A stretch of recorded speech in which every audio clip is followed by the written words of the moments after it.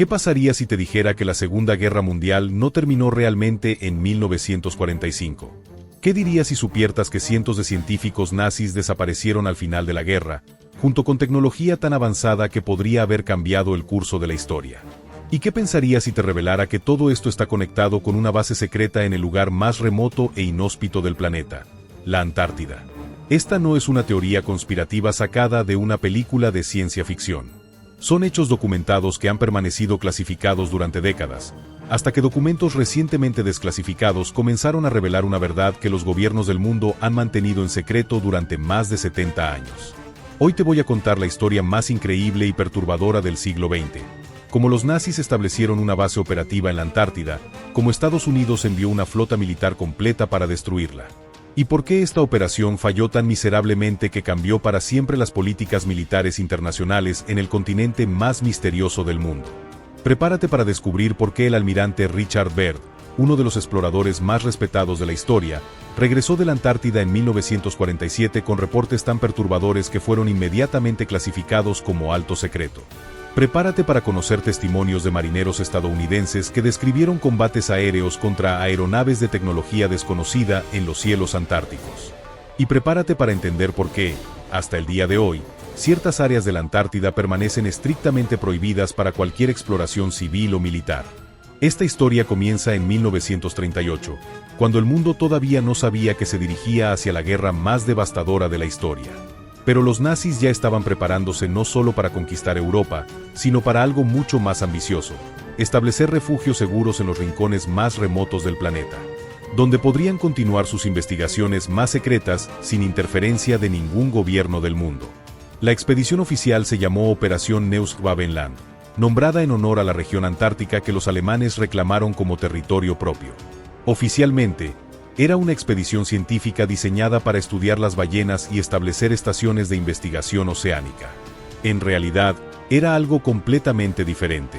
El líder de la expedición era el capitán Alfred Richter, un oficial naval experimentado con conexiones directas con los altos mandos nazis. Pero la verdaderamente detrás de la operación era Heinrich Himmler, quien había comenzado a planificar refugios seguros para la élite nazi desde 1936, anticipando que la guerra mundial era inevitable. La expedición partió de Hamburgo en diciembre de 1938, a bordo del buque MS Schwabenland, un navío que había sido especialmente modificado para esta misión. Llevaba no solo equipos científicos estándar, sino también maquinaria de construcción pesada, suministros para establecer bases permanentes y, lo más importante, 2 aviones Dornier Do-26 equipados con cámaras especiales para mapeo aéreo. Cuando llegaron a la Antártida en enero de 1939, los alemanes no perdieron tiempo. Durante las siguientes 6 semanas, realizaron más de 15 vuelos de reconocimiento sobre aproximadamente 600.000 kilómetros cuadrados de territorio antártico. Pero no se limitaron a tomar fotografías. Lanzaron miles de banderas nazis desde los aviones, marcando el territorio como posesión alemana. Lo que los documentos desclasificados revelan es que estos vuelos no eran solo para mapeo. Estaban buscando algo específico: formaciones geológicas que pudieran albergar bases subterráneas. Los nazis habían desarrollado una obsesión con construcciones subterráneas durante los años 30, y la Antártida ofrecía oportunidades únicas para construir instalaciones que serían completamente invisibles desde la superficie. Los pilotos alemanes reportaron haber encontrado múltiples cavernas naturales y formaciones rocosas que podrían ser modificadas para crear bases operativas. Más importante aún, descubrieron áreas con actividad geotérmica que podrían proporcionar calor natural para instalaciones permanentes en un continente donde las temperaturas superficiales regularmente caen por debajo de menos 40 grados Celsius. Pero la expedición de 1938 a 39 fue solo el comienzo. Los documentos alemanes capturados después de la guerra revelan que se realizaron al menos 5 expediciones más a la Antártida entre 1939 y 1942, cada una llevando más equipo, más personal y más materiales de construcción. La evidencia más convincente de que los nazis establecieron una presencia permanente en la Antártida viene de los registros de submarinos alemanes.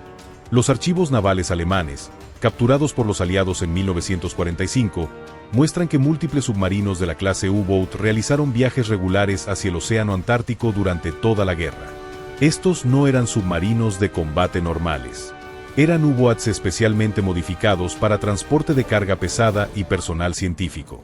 Los registros muestran que llevaban todo desde maquinaria de construcción hasta científicos especializados en física experimental y tecnología aeronáutica.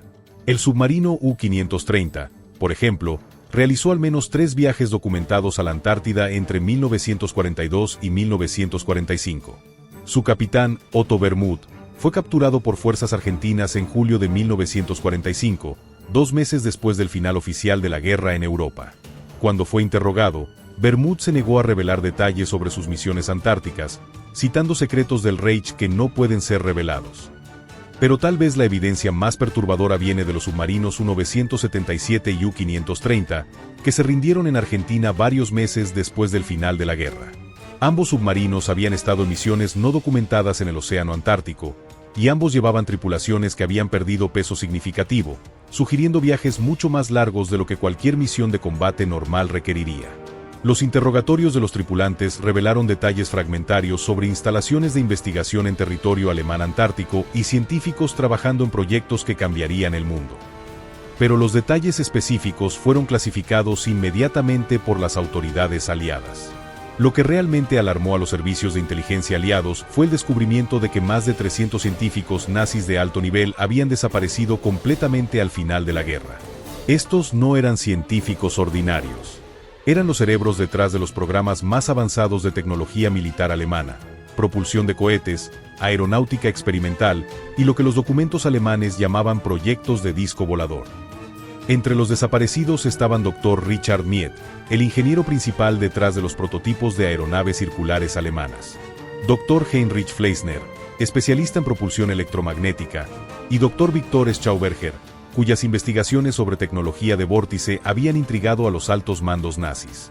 Los archivos aliados también revelaron que habían desaparecido prototipos completos de tecnología experimental alemana. Esto incluía al menos 3 aeronaves de diseño circular que habían sido probadas en instalaciones secretas alemanas, junto con toda la documentación técnica relacionada.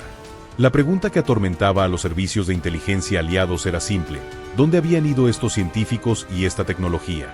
Los interrogatorios de prisioneros alemanes de alto nivel proporcionaron pistas inquietantes. Múltiples fuentes mencionaron el Proyecto del Sur y la Nueva Germania en el hielo. Para 1946, la inteligencia estadounidense había llegado a una conclusión alarmante. Los nazis habían establecido una base operativa en la Antártida, donde científicos fugitivos continuaban desarrollando tecnología militar avanzada bajo la protección del clima más hostil del planeta. Esta conclusión llevó directamente a una de las operaciones militares más secretas de la historia de Estados Unidos. La Operación Igljum, oficialmente descrita como una expedición científica, pero en realidad una operación militar diseñada para localizar y destruir la base nazi antártica.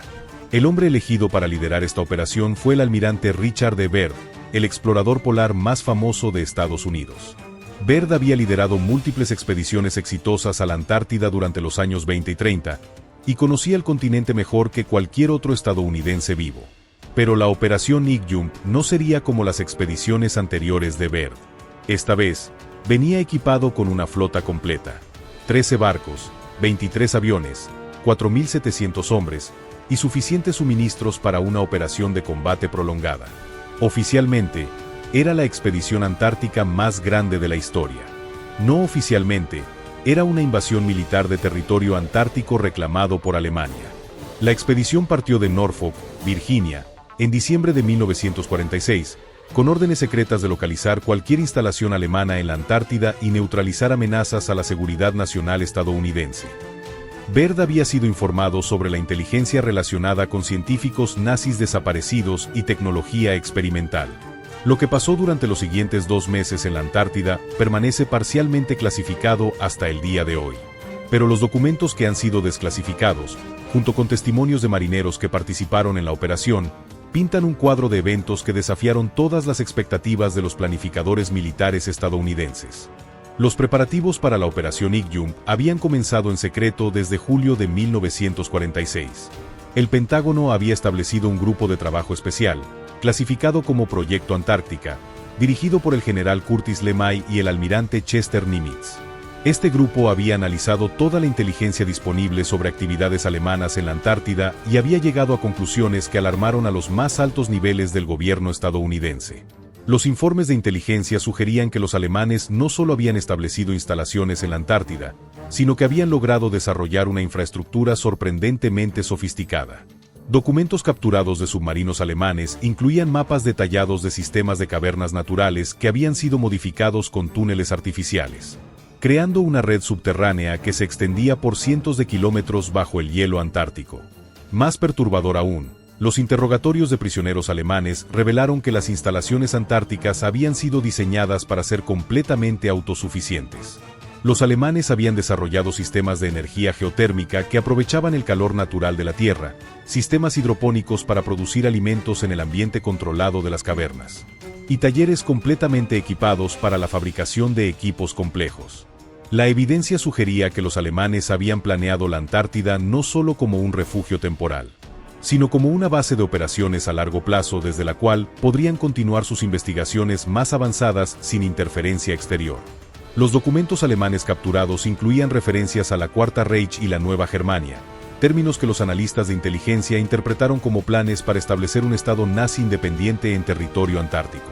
El aspecto más alarmante de la inteligencia era la evidencia de que los alemanes habían logrado transportar no solo personal científico a la Antártida, sino también equipos de fabricación completos para continuar la producción de tecnología militar avanzada. Los registros de carga de submarinos alemanes incluían listas de maquinaria que normalmente se encontraría solo en las fábricas más avanzadas de Alemania. Los planificadores estadounidenses también habían analizado los aspectos logísticos de las operaciones alemanas en la Antártida y habían llegado a conclusiones inquietantes. Para mantener instalaciones operativas en un ambiente tan hostil, los alemanes habrían necesitado un nivel de organización y tecnología que superaba lo que los analistas estadounidenses habían creído posible. La decisión de lanzar la Operación Igjump no fue tomada a la ligera. El presidente Harry Truman había sido informado personalmente sobre la inteligencia antártica y había autorizado el uso de cualquier medio necesario para neutralizar amenazas potenciales a la seguridad nacional estadounidense. Esta autorización incluía, según documentos desclasificados décadas más tarde, el uso de medidas extremas si las circunstancias lo requerían. La Operación Igjump comenzó según los planes el 2 de enero de 1947. La masiva flota estadounidense, liderada por el buque insignia USS Mount Olympus, se dividió en 3 grupos de tareas para cubrir diferentes sectores de la costa antártica. El plan era sistemático: mapear cada kilómetro de territorio, investigar cualquier anomalía y localizar instalaciones alemanas usando la tecnología de reconocimiento más avanzada disponible en 1947.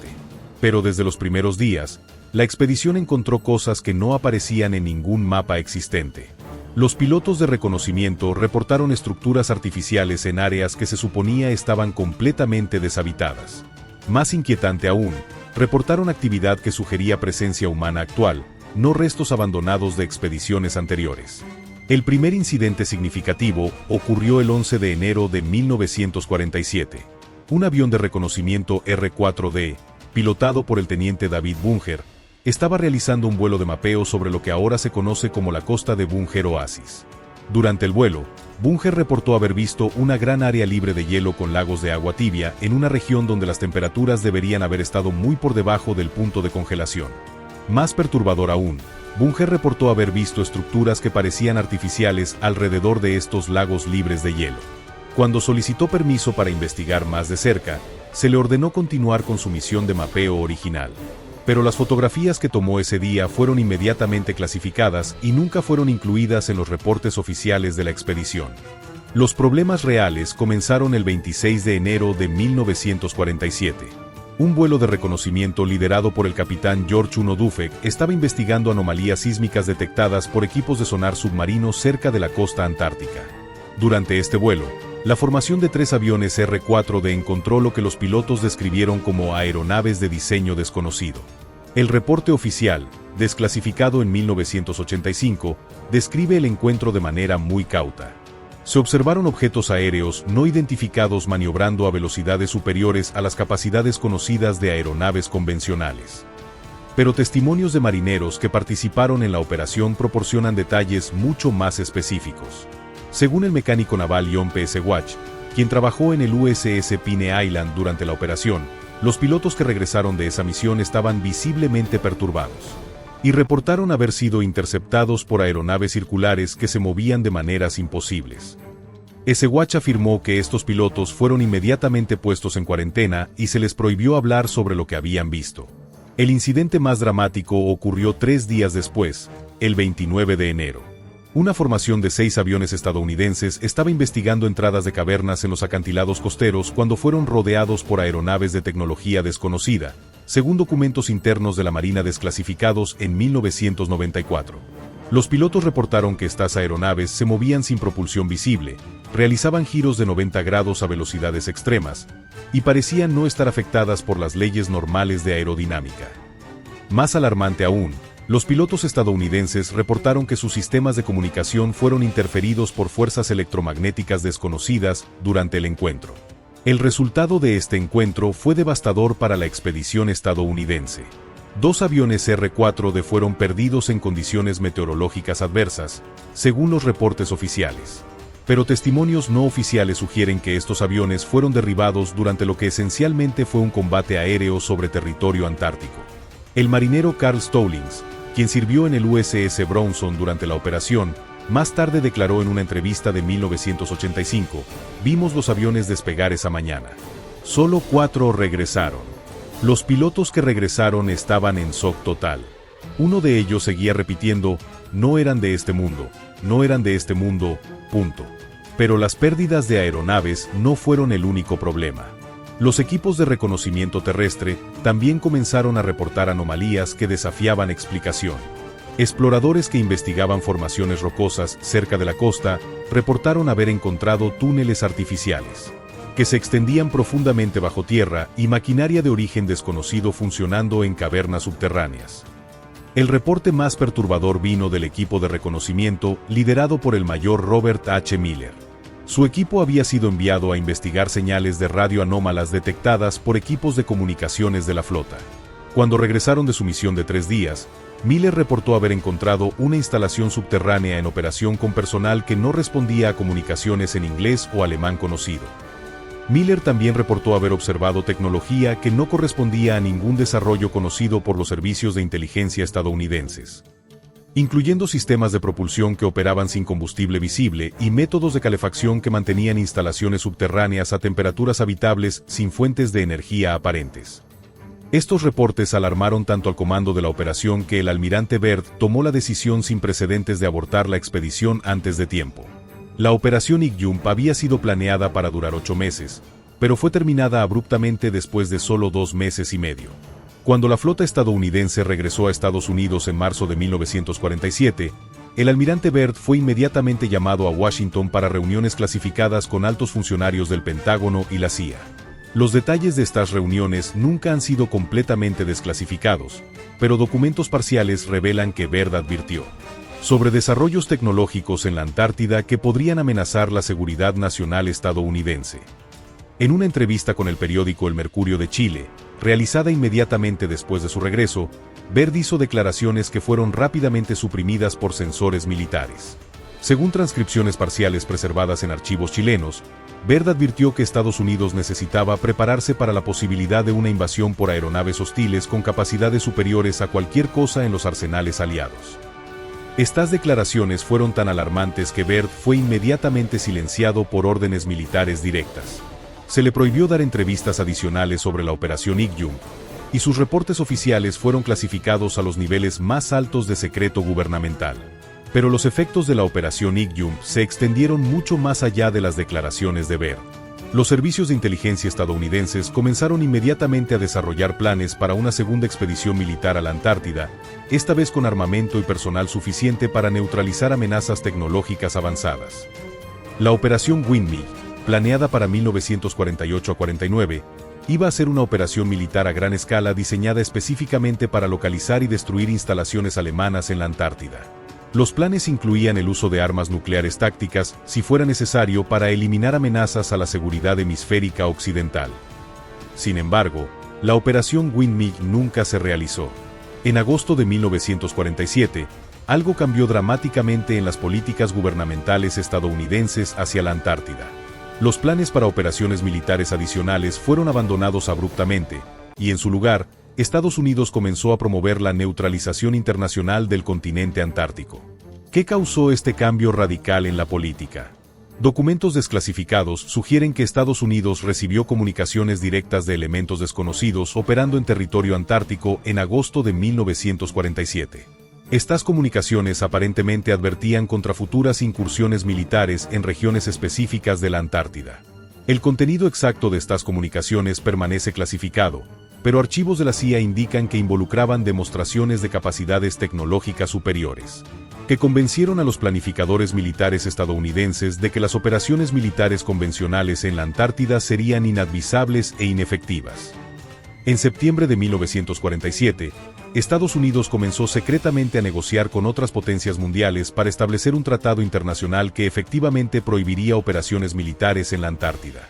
Estas negociaciones culminaron en el Tratado Antártico de 1959, que permanece en efecto hasta el día de hoy. Pero el Tratado Antártico no fue simplemente un acuerdo de conservación ambiental, como a menudo se presenta al público. Era fundamentalmente un acuerdo militar diseñado para evitar conflictos con entidades desconocidas operando en territorio antártico. El tratado específicamente prohíbe actividades militares en la Antártida, pero incluye excepciones vagas para investigaciones autorizadas que han permitido operaciones gubernamentales secretas continuadas.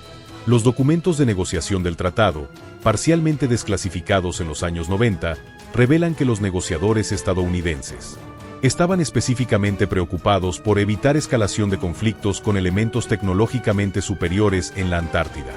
Los negociadores soviéticos expresaron preocupaciones similares, sugiriendo que la URSS también había tenido encuentros inquietantes en territorio antártico. Para los años 50, se había establecido un patrón extraño en las relaciones internacionales relacionadas con la Antártida. Mientras que públicamente el continente era promovido como un santuario científico internacional, secretamente múltiples gobiernos mantenían operaciones de vigilancia continua de regiones específicas del continente. Los documentos de la CIA desclasificados en los años 90 revelan que Estados Unidos estableció estaciones de monitoreo sísmico permanentes en la Antártida, oficialmente para investigación geológica, pero en realidad para detectar actividades subterráneas anómalas. Estos monitores detectaron patrones sísmicos regulares que no correspondían a actividad geológica natural. Entre 1950 y 1960, las estaciones de monitoreo estadounidenses registraron más de 200 eventos sísmicos que mostraban características artificiales, incluyendo vibraciones regulares que sugerían operación de maquinaria pesada y explosiones controladas que indicaban construcción subterránea continua. Más perturbador aún, análisis espectrográfico de estas actividades sísmicas reveló frecuencias que correspondían a tecnología de propulsión electromagnética, según reportes técnicos de la Fuerza Aérea desclasificados en 2003. Estas frecuencias no correspondían a ninguna tecnología conocida en los arsenales estadounidenses o soviéticos. Los soviéticos, mientras tanto, habían establecido sus propias operaciones de vigilancia antártica. Documentos de archivos rusos, liberados después del colapso de la Unión Soviética, revelan que la URSS también detectó anomalías tecnológicas en la Antártida, y llegó a conclusiones similares a las de Estados Unidos sobre la presencia de elementos no identificados con capacidades tecnológicas avanzadas. En 1958, un año antes de la firma del Tratado Antártico, tanto Estados Unidos como la Unión Soviética realizaron expediciones militares secretas simultáneas a la Antártida. Estas expediciones, conocidas internamente como Operación Deep Freeze, estadounidense, y Operación Osoaviakin, soviética, tenían el objetivo específico de localizar y establecer contacto con instalaciones no identificadas operando en territorio antártico. Los resultados de estas expediciones nunca han sido completamente desclasificados, pero documentos parciales sugieren que ambas operaciones resultaron en encuentros directos con entidades desconocidas que llevaron a acuerdos de no interferencia mutua. Según un memo de la CIA fechado en febrero de 1959, estos acuerdos establecieron zonas de exclusión en la Antártida donde tanto Estados Unidos como la Unión Soviética se comprometieron a evitar actividades que pudieran resultar en escalación de hostilidades con elementos tecnológicamente superiores. Estas zonas de exclusión fueron posteriormente incorporadas en el Tratado Antártico como áreas especialmente protegidas que están prohibidas para toda actividad humana excepto investigación autorizada específicamente. Hasta el día de hoy, múltiples áreas de la Antártida permanecen completamente fuera de límites para científicos civiles, periodistas o exploradores independientes. Los mapas oficiales del Tratado Antártico muestran más de 50 áreas especialmente protegidas distribuidas por todo el continente. Pero los mapas clasificados de agencias de inteligencia parcialmente revelados a través de filtraciones en los años 2000. Muestran que varias de estas áreas corresponden exactamente a las regiones donde las expediciones alemanas de 1938 a 1942 establecieron instalaciones. Particularmente intrigante es el área especialmente protegida 116, oficialmente descrita como Sitio de Investigación Geológica Sensible. Esta área corresponde exactamente a la región donde el submarino alemán U-530 reportó haber establecido instalaciones de investigación permanentes en 1943, según documentos navales alemanes capturados. Los satélites comerciales están prohibidos de fotografiar estas áreas protegidas, y los satélites militares que tienen capacidad para hacerlo mantienen sus imágenes clasificadas a los niveles más altos de secreto gubernamental. Las pocas imágenes que han sido filtradas a través de fuentes no oficiales muestran anomalías que sugieren construcciones artificiales en regiones que oficialmente están deshabitadas.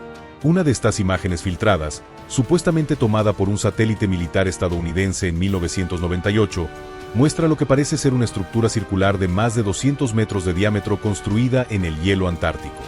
La estructura tiene características que sugieren construcción metálica y emite calor suficiente para mantener el área circundante libre de acumulación de hielo. Pero tal vez la evidencia más convincente de actividad continua en la Antártida viene de los testimonios de personal militar que ha trabajado en bases antárticas oficiales. Múltiples veteranos de operaciones antárticas estadounidenses han reportado, en entrevistas no oficiales, haber observado aeronaves de diseño desconocido operando en áreas prohibidas del continente. El sargento major Robert Odin, quien sirvió en operaciones de inteligencia de la OTAN durante los años 60, afirmó en una conferencia de 2009 que había visto documentos clasificados que confirmaban la presencia continua de instalaciones tecnológicamente avanzadas en territorio antártico operadas por entidades de origen alemán o desconocido. Dean también afirmó que estos documentos incluían fotografías de aeronaves circulares con capacidades de propulsión electromagnética fotografiadas sobre la Antártida por satélites militares entre 1965 y 1975. Aunque Dean nunca proporcionó copias de estos documentos, múltiples otros veteranos de inteligencia militar han corroborado elementos de sus afirmaciones. Los investigadores independientes también han encontrado evidencia circunstancial intrigante. Análisis de datos sísmicos públicamente disponibles muestran que ciertas regiones de la Antártida experimentan actividad sísmica regular que no corresponde a patrones geológicos naturales. Estas regiones corresponden a áreas donde expediciones alemanas reportaron haber encontrado formaciones geológicas suitable para construcción subterránea. Además, análisis de datos climáticos han revelado anomalías térmicas persistentes en múltiples ubicaciones antárticas. Estas anomalías sugieren fuentes de calor artificiales operando bajo el hielo antártico, manteniendo temperaturas superiores al punto de congelación. En regiones donde las temperaturas superficiales están consistentemente por debajo de menos 30 grados Celsius. La pregunta que persiste es, si los nazis realmente establecieron bases operativas en la Antártida, ¿qué ha pasado con ellas durante los últimos 70 más años? Los documentos disponibles sugieren varias posibilidades, todas igualmente perturbadoras. Una posibilidad es que las instalaciones alemanas originales fueron eventualmente abandonadas, pero que la tecnología desarrollada allí fue transferida a programas gubernamentales secretos de Estados Unidos, la Unión Soviética o ambos. Esta teoría es apoyada por el hecho de que múltiples científicos alemanes que trabajaron en tecnología antártica fueron posteriormente reclutados por la Operación Paperclip y proyectos soviéticos similares. Otra posibilidad es que las instalaciones alemanas continuaron operando independientemente después de la guerra, posiblemente financiadas por oro nazi depositado en bancos suizos y sudamericanos. Esta teoría sugiere que una población de científicos y técnicos alemanes ha mantenido operaciones de investigación secretas en la Antártida durante décadas. La posibilidad más inquietante es que las instalaciones antárticas desarrollaron tecnología tan avanzada que sus operadores se volvieron independientes de cualquier gobierno nacional, operando como una entidad autónoma con capacidades tecnológicas superiores a cualquier nación del mundo. Esta última teoría gana credibilidad cuando se considera que múltiples gobiernos parecen haber llegado a acuerdos de no interferencia con entidades desconocidas en la Antártida. Tales acuerdos solo tendrían sentido si estas entidades poseyeran capacidades militares o tecnológicas que los gobiernos mundiales consideraran superiores a las propias. Cualquiera que sea la verdad, los hechos documentados son suficientemente perturbadores. Expediciones alemanas establecieron instalaciones en la Antártida antes y durante la Segunda Guerra Mundial. Científicos y tecnología alemana desaparecieron al final de la guerra. Múltiples gobiernos han detectado actividad tecnológica anómala en la Antártida durante décadas, y el continente permanece sujeto a restricciones militares internacionales que no tienen precedente en la historia de tratados internacionales. El Tratado Antártico expira en 2041, menos de 20 años desde ahora. Cuando esto suceda, las restricciones actuales sobre actividades militares y exploración en el continente pueden ser renegociadas. Es posible que finalmente obtengamos respuestas a preguntas que han permanecido clasificadas durante más de 70 años. Hasta entonces, la Antártida permanece como el último continente verdaderamente misterioso del planeta, donde los secretos del pasado pueden estar literalmente congelados en el tiempo, esperando ser descubiertos por futuras generaciones que tal vez tengan el valor de enfrentar verdades que los gobiernos del mundo han mantenido ocultas durante casi un siglo. La historia de los nazis en la Antártida nos recuerda que algunos secretos son tan perturbadores que los gobiernos prefieren mantenerlos enterrados, incluso si eso significa renunciar a la soberanía sobre el continente más grande del mundo. Y nos hace preguntarnos, ¿qué otros secretos permanecen ocultos en los lugares más remotos de nuestro planeta, demasiado peligrosos o perturbadores para que la humanidad los conozca?